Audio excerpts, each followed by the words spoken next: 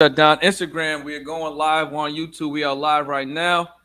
Hey guys, welcome to another episode of the Imperfect Action Show, episode 72. On this show, what do? We bring six, seven, eight-figure earners on the show to give you guys a lot of value and to talk to you guys about what you should be implementing in your business, and it's all for free. Literally, the gems that we are taking or that we are sharing, you could take and apply into your business right now in real time to get a result to measure, get you currently what you were doing to 10x your situation, change the situation. Sometimes you just need the information, and we're here to bring the information for free. So today's guest is someone that I'm excited about. We met on Instagram. I'm sorry, no, not on Instagram. We met on the call. But the call was relating to podcasting. As we were talking about podcasting, we just started talking about sales, and I'm like, man, like you know so much information, and I think it would be amazing for us to share this information. CEO First Lady, be live on YouTube. Click the link in my bio. Jump over to the YouTube. It would be amazing for us to share this information on the show. So I'm like, Mike, would you come on? And he was gracious enough to say yeah. So today's guest has over 30 years of sales information, knowledge, and implementation. He's also studied under Grant Cardone, among some other top sales professionals in the industry. Wealth of knowledge and someone that I've been connected with fast. Let me welcome Michael Ruble over to the show. Welcome, man. Appreciate you for jumping on the show today. My pleasure, Brandon. It was a pleasure to meet you in the first place, and I would tell everybody follow this guy. This is what we call a hustler right here. Grant Cardone refers to them as the young hustlers, right? And you got to start early. I actually started my sales career fairly early, Brandon. Yep. But you know, do everything you can to get started sooner than later. That's the big thing, and do everything right. And there's guides for that, obviously. 100%, 100%. So okay, before we kind of get into the conversation, what were some of the things that attracted you to the industry since you've been in sales for so long, right? What did you identify with early that you were like, you know what, actually this is something where I can feel like I can plant my feet and I want to learn a little bit more. Like what was it for you if you can recall? Well, it's kind of a long story, but I'll try to give you the Reader's Digest version, or just the thumbnail sketch. But my planned career was in firefighting. Okay, and so what ended up happening was a relationship, and I'll give some more information on this later. But I was involved in a relationship, and the person I was involved with didn't like the idea of me being a firefighter, Mm. and honestly, I stupidly, right? I stupidly, and I mean that sincerely, everybody, went along with it. And so that career in firefighting with the state of California was gone. Poof. I passed up on the opportunity. And so people were telling me how gregarious I was, how outgoing I was, how, friendly I was. I could talk to anybody, still can, right? Doesn't matter. I mean, you're proof of that, Brendan. We hit it right off. Yep. Being able to talk to anybody from any walk of life, and so I found a job working for a Western wear store in San Rafael, California, that no longer exists. And the owner's husband and wife decided to take a chance on me because I loved everything about Western wear. My grandfather was a cowboy as a young man, etc. I had worked on a ranch, so I knew what there was to know. But I read a book everybody ought to get, Joe Girard, How to Sell Anything to Anybody. That was my first sales book How that to I ever read. sell anything to Anything anybody. to anybody. Joe Girard is the Guinness Book World of Records top salesman ever. He sold more cars than anyone's ever sold in the car business. And reading that book, Brendan, ended up making me the number one salesperson at the Western wear store. So basically, what you're saying is, I need to grab this book right now, and, and then, amongst you know, amongst others, I'll mention. Yep. Yeah, Yeah, yeah, I think that'll be a good one. amongst So others. I'm gonna be taking a bunch of notes for you guys. And if you're in the community, obviously you're gonna get the opportunity to get the feedback and everything like that. But I may actually give away this book to somebody later on at the end of the show. But I just want people to know if you're not taking notes, you should be. Definitely grab that book right there. I just put it in the chat. How to sell anything to anybody. Right. And that, yeah, that was my first book. I found that, and I started out selling people with a lot more experience than I had in Western wear, and people with horses. I didn't have any horses. My the person I was married to at the time, her family had horses, but I was no real big time cowboy or anything. But they taught me the business, and I ended up outselling them all. That's And crazy. that's what it's all. And that was just the beginning, right? And so my education continued from them, but there's several things people can do. Read everything you can get your hands on. Number one, everything should always be reading something. And number two, if you haven't already, Grant Cardone has something called Cardone University. It's only $59 a month. And if those listening, even if you have a business or you don't, well, I'm not in sales, I own a business and I'm, you know, creating deals with people, you still need to be able to know how to sell. Mm-hmm. Sales is everything. And Grant Cardone has a book out. It's been out forever. It's the first book he wrote, actually retitled it Sell or Be Sold. Yep, I remember that one. Yep. Okay. If you're not selling something, if you're not selling somebody on something, you're being sold. That's the biggest thing to know. And so with Cardone University, but you want to get into that once you join, there are lessons there. It's all self-directed, but that's my point. Your training and every with sales has to be self-directed as much as possible. You can go to seminars, that's fine, but if you're not doing something to self-study, you know what I mean? To be doing that on a regular basis, that made me the number one salesperson in a lot of companies, but it also helped me set a lot of records at different companies I worked for. One company I worked for in Portland, Oregon, they sell sponsorships on golf courses. They actually set up golf courses with things like benches, tee signs, ball washers, things like that for free. And in turn, they're allowed to sell sponsorships and put the names of companies on those, on those different things on the golf course. I ended up making 8 sales in one day. That So was that was a record for my position. So what I want to ask you real quick is, as far as like, because I think what you said in regards to the training is important, right? Have self-directed training. Um, was it hard for you? Because I know for some people, it may be hard for them. Was it hard for you to create that habit to, train every day or make calls every day? Did you find it hard to transition and to implement that, or was that something that came a little natural to you as far as doing sales and that and creating that muscle? Well, you have to motivate yourself. A lot of people, listen to motivational speakers, but they'll all tell you you have to be motivated yourself. You have to push yourself. There's not going to be anybody really ever that's going to do it like you pushing yourself. It could be a Yep. spouse, a significant other, a mentor. Everybody needs a mentor, by the way. I've had a lot of mentors over the years, actually. So, mentors telling you to get with it, but you have to do the work. Same old story, right? So, yeah, was it difficult at first? Yes, because I love to read as it is, but I started investing the money in different programs Grant Cardone had available back then when I started studying his materials and getting Mm. involved with his training, and it was worth it. It's worth every penny.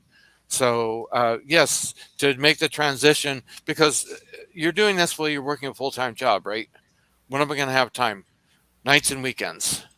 I've even done online courses. I actually got a certificate in paralegal studies as an example Yep.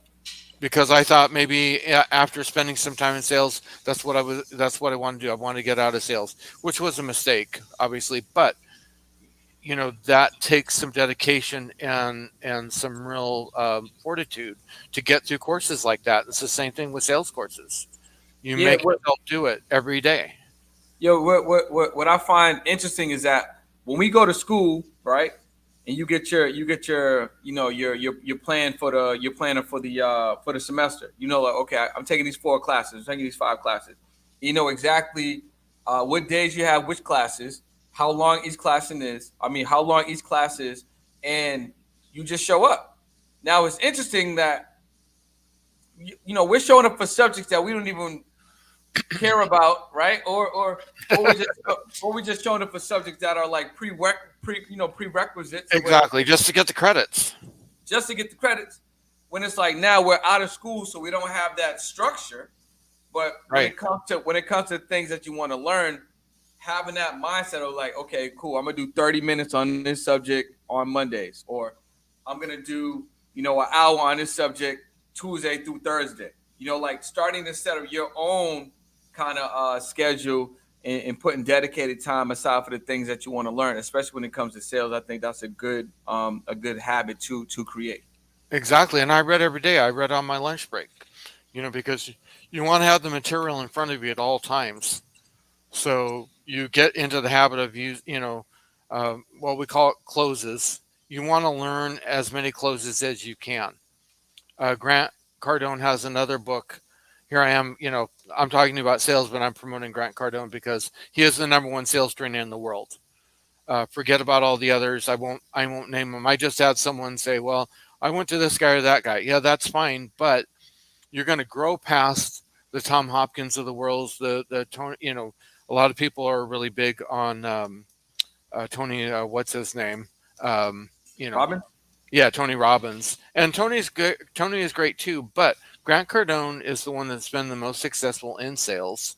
He proved it for himself to begin with, and he's teaching you everything he did in his sales career and also getting his companies off the ground.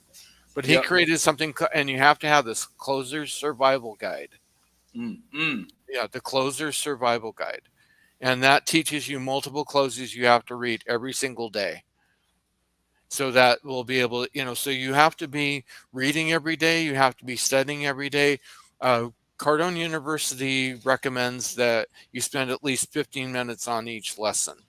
Yep. I mean, 15, that's I should say 15 minutes a day. I'll go beyond that because I want to yeah, learn more, you yeah. know, I mean, that's and you very don't want to get overwhelmed either. Does that make sense?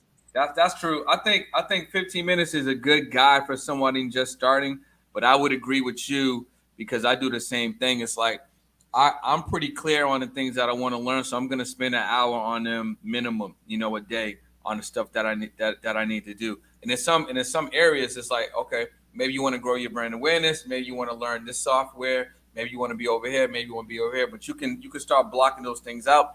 But I would agree, sales is definitely something that everyone should learn how to do or learn how to improve because like you said, and like if you or like Grant Cardone said, if you're not selling, you're being sold. So we got a question right now. This one's coming in from Chandra. She says, how to sell something with high shipping rates.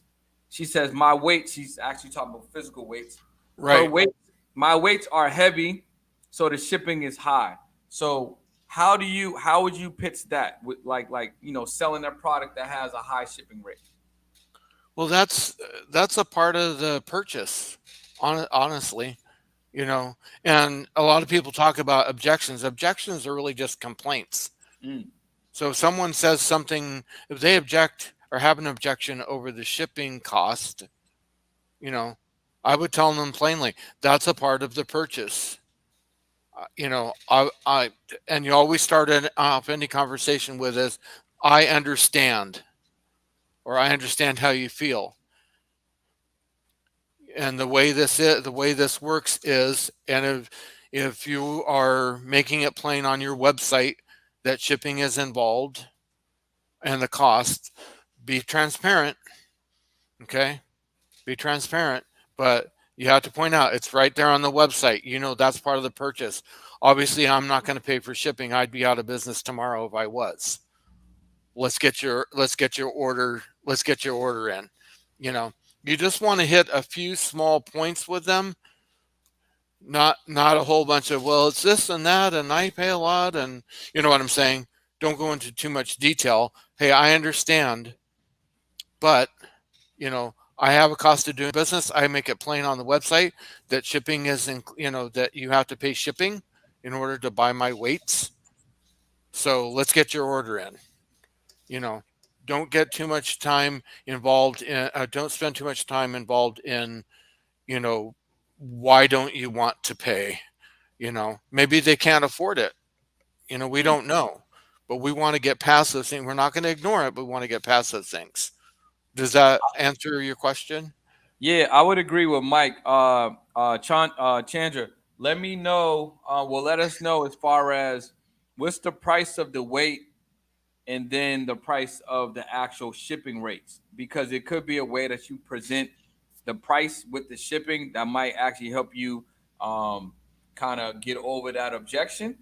You know what I'm saying? So like if the weights are $20, but the shipping is $40, let's just say, it may be a different way for you to present that price point. So people actually know what it is. You may need to increase the price of your product so that the shipping doesn't seem too crazy, or maybe you just increase the value. So then they feel like, hey, I'm getting the weight plus I'm getting these other things as well that may not change the actual size of the weight. That they'll feel a little different about the shipment. Um, Right. Well, there's one other thing too, quickly, Brendan, yeah, that of course. Grant Cardone always says, that is price is a myth. People object over the price or cost or something. That's a myth. That's not really what they're complaining about. They're trying to get a deal or trying to get a lower price or whatever. So you've got to give it, if their value is there and you're convinced as the seller that the value is there, you won't have any problem selling them on making the purchase. Mm. It's like watches. A lot of people buy watches, you know, but we're spending what, some people are spending thousands of dollars on watches. If they object to the price, no, they just aren't convinced of the value. So, yeah, Yeah, sell the I would. value as much as you can, Chandra. Yeah, I would definitely agree with that because people find it easy to spend money on name brand and high end clothing without any rebuttals easily, Exactly. easily without Exactly. any rebuttals. Yeah, Get to the point. What's the problem with that? What's the problem with the shipping? I yeah. understand, but it costs me money to get that out there to you. Let's get your order in, you know. So, Shanj, I want to bring in this one point, right, to kind of help you along. And guys, we are on the call right now with a sales professional with over 30 years of experience. So I know you guys have questions about what's going on in your business in the area of sales. So I would ask these real time questions now and get some feedback. So something else I would say to you, Chandra, in regards to brand. Hold on, I took some notes earlier, right? So hold on, let me see if I can find them real quick. I could just run through them real quick. So okay, because this matters with your price, right? So brand matters a lot, right? Brand is the promises that you give the customers and the ability to deliver those promises in excess, right? So over delivering. So as you increase that brand, kind of to like what Mike was saying, price becomes irrelevant. People don't matter. So in terms of your weights, if you increase the brand cachet, right, or the brand equity, the brand value of the weights, the price and the shipping will be irrelevant. They won't even care. So how would you do that? That might come with you actually starting to create more content, high value content with the weights. So whether you're using them, whether you're associating the weights with, certain people, whether you're showing your weights versus the traditional weights that are in the gym, right? Increasing that brand value is going to remove any resistance people are going to have from either the price of the weights and then actually the shipping price for sure. So Exactly. I was taking notes on that this morning because that's something that I'm going to share in some content. But that's one thing that's super valuable. The value of your brand removes the any rebuttals when it comes to pricing. Exactly. And you can say plenty. You can also tell prospects. Plenty of our customers. I do it now with how we initially met, Brendan, with the studio. Yep. You know, you know what? People will have an objection. Well, I don't want to drive. I don't want to. You have to tell them. All no, none of our other customers have had any issues with paying the shipping because they want the weights. Yep. You're going to look better. You're going to feel better if you're training every day. And that's what these weights, if that's what she's talking about, this what those weights are going to do for you. Think of that. And then all of a sudden, this whole objection about the cost of shipping is going to go away. It's gonna go away. Yeah. So a couple of the notes that you and I were sharing earlier this morning, Mike. Right, you were talking about. I think there's at least a few of them that I want to touch base on. Right. Mhm. So you have mentioned being in control of the sales cycle. So I want to kind of touch on that real quick, and then you also talked about, which I 100% agree with, multiplying your efforts by 10. So for those that may not be have an understanding of what the sales cycle may be, before they can actually control it, can we touch on that?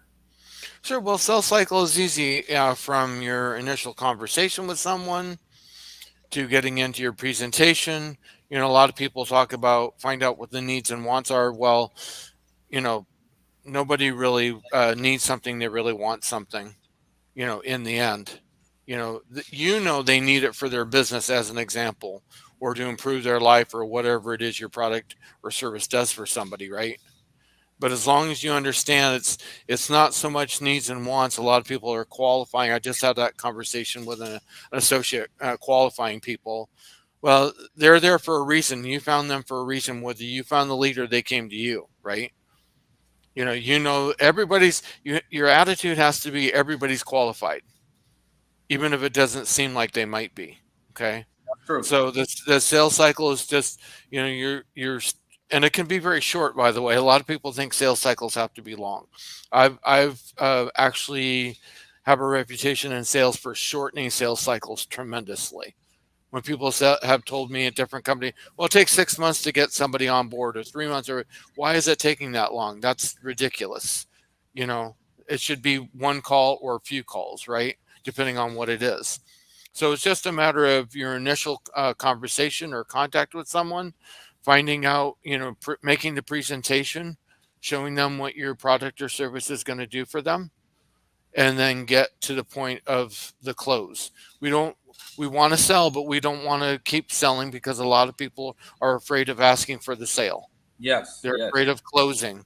So they just keep that's one of the Grant Cardone's big things there. If you look it up on YouTube, Stop Selling and Start Closing. It's an excellent video. You can learn a lot from. Okay. And that's the thing. Everybody wants to just keep on talking about how good it is, how, it's going to help you. But, great, let's get you signed up. And a close can be as simple as that, you know? So, hey, I understand that you don't think you have the money right now. It's not like it's a disease that's going to kill you or something, you know? So let's go. Let's get you signed up, you know? And that's just one of the things that's in Sellers Be Sold and actually on Cardone University. There's different ways. You have to have some humor too in the sales Yeah. cycle. You Yep. know, people are really serious. Sometimes you just got to make them laugh. All of a sudden they realize how ridiculous their objections are. And then and being in control means that you're setting the tone for everything. You know, and it can be a struggle sometimes, but and when I say hard close, I don't mean slamming somebody or hitting them over the head, right? When we talk about a hard close, it's hard to close because you want to avoid it. The prospect might want to avoid it. They know it's coming, and it's hard, but you have to get in there and do that. That's your obligation. That's your responsibility as a sales professional or a business owner. You know what I mean? Even if you're an actor, you're still selling casting people on using you. Grant, 100%. yeah. One quick story. Grant Cardone tells a story about cold calling a young lady in Hollywood. I don't know how old she is now, but she took one of his courses on cold calling because she was a stunt person. Well, at that time, it was hard or difficult to get jobs as a female stunt person, right? And she started making the calls. That's hard. Selling people on on the idea of using her, and she ended up getting jobs because of that, because she went through that hard part. We have to go through the wall, right? We all have a wall. It's hard to explain, but we have barriers we can't break through, but we have to learn how to break through them, just like the sound barrier. So what do you have on and then we're going to talk about the efforts, but I want to talk about this too because I think it kind of goes back to the mindset you was talking about, the barriers.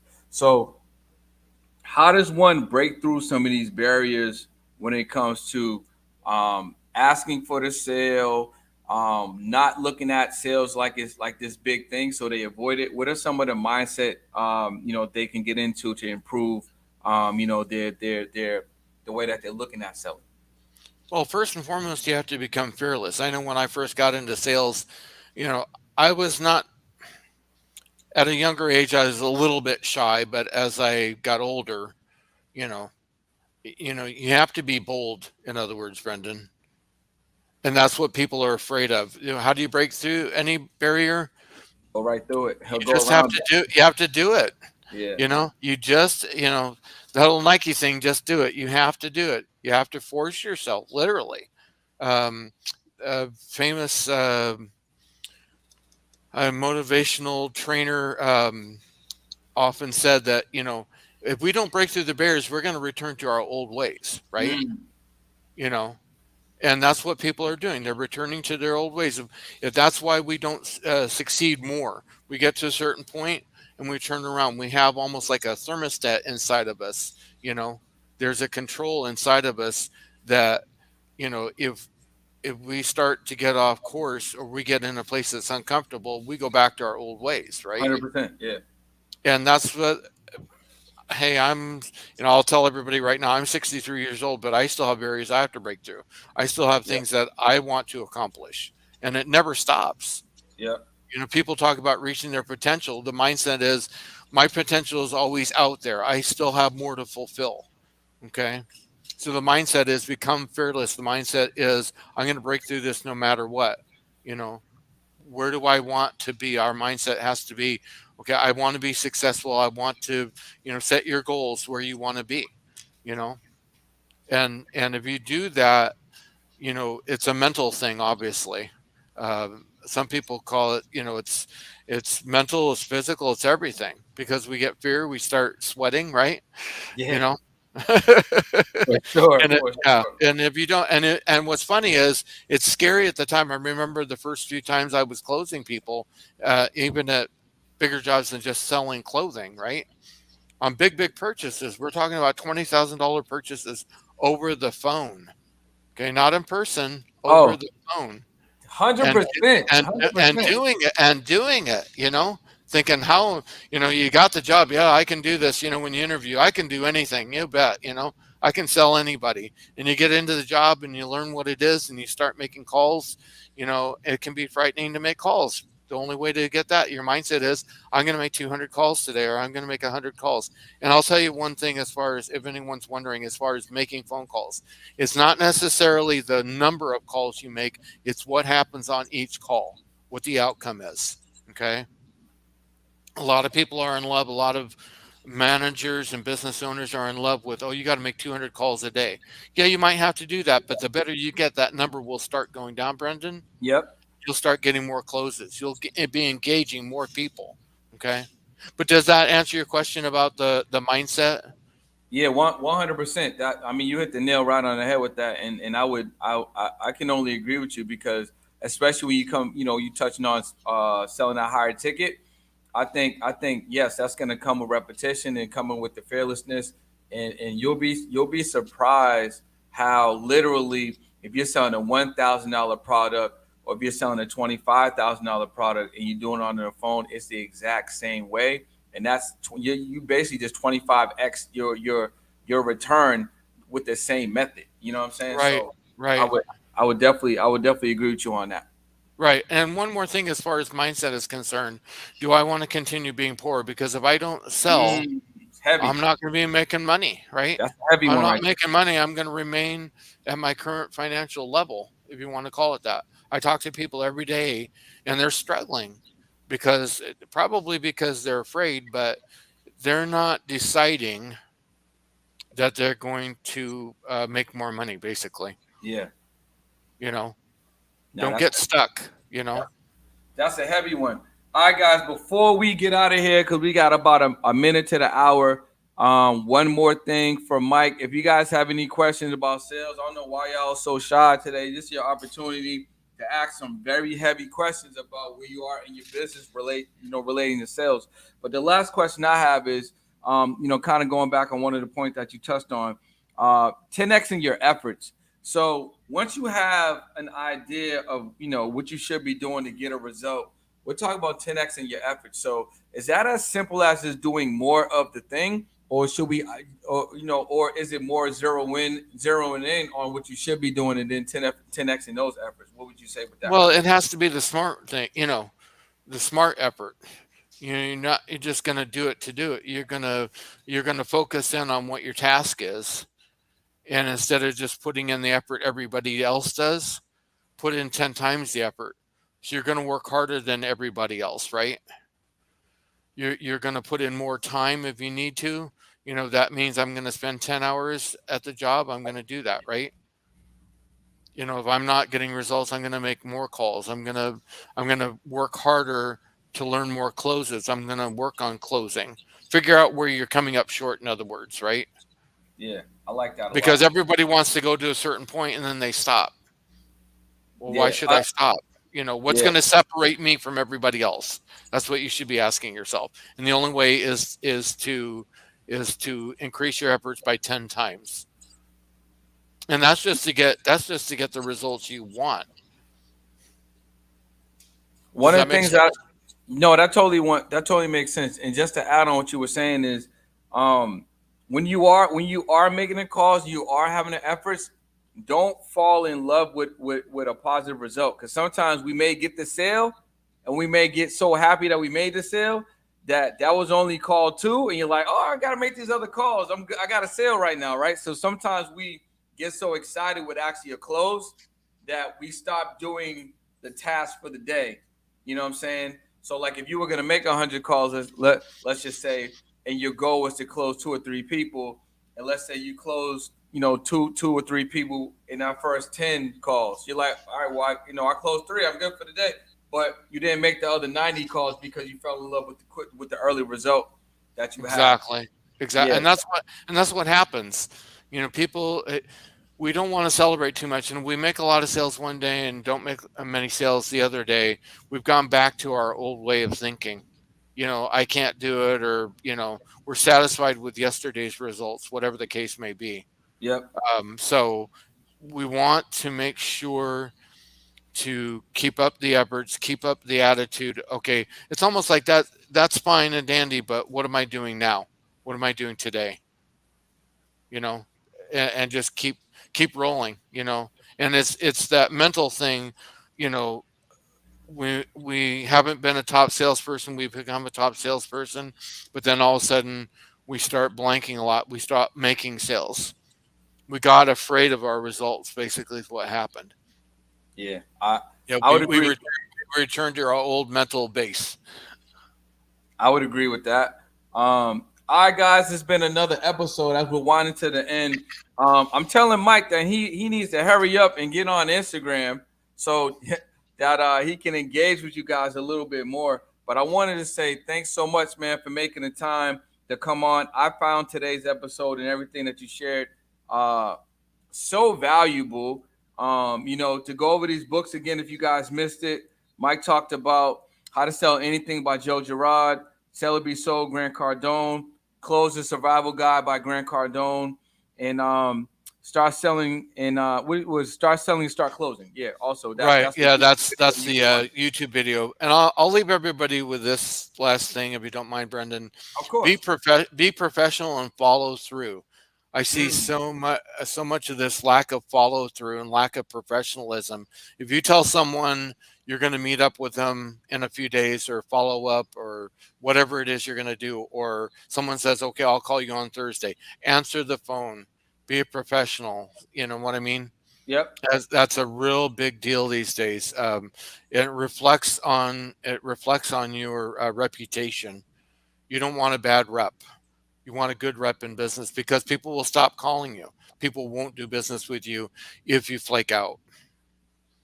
100%. And there's a lot of people that do flake out. So just imagine if you were more consistent and you showed up, how just a simple exercise of consistency will have you standing out and you'll probably do more business than anyone in your industry just from utilizing that simple tip that Mike just said right there. Exactly. And if there are more questions, send them to mjruble944 at gmail.com. That's mjruble 944 at gmail.com. If you want to put out there, Brendan, I'll take emails anytime and help you out however I can. 100%. So what we're gonna do right now is I'm gonna drop Mike's email in the caption below, so you guys can access him by sending him an email and ask any questions that maybe you didn't get a chance to ask on the show. There will also be a link below to join our free Modern Millionaires Facebook group. We got the book club in there. We're dropping value every single day moving forward. We just hired a brand new group manager, so you definitely want to make sure you tap into that. It's a 100% free group. So, if coaches, consultants, course creators, if you're just looking to level up, you definitely want to make sure you tap into that. This has been another episode of the Imperfect Action Show with my guest Mike. And tap in tomorrow, you guys. Episode 73. We got another amazing guest giving a lot of more and more value, and we appreciate you guys. We look forward to seeing you guys all tomorrow. Mike, thanks again for your time, and we will connect soon. Thank you. Keep up the good work, Brendan. Thank you. All right, take care. All right.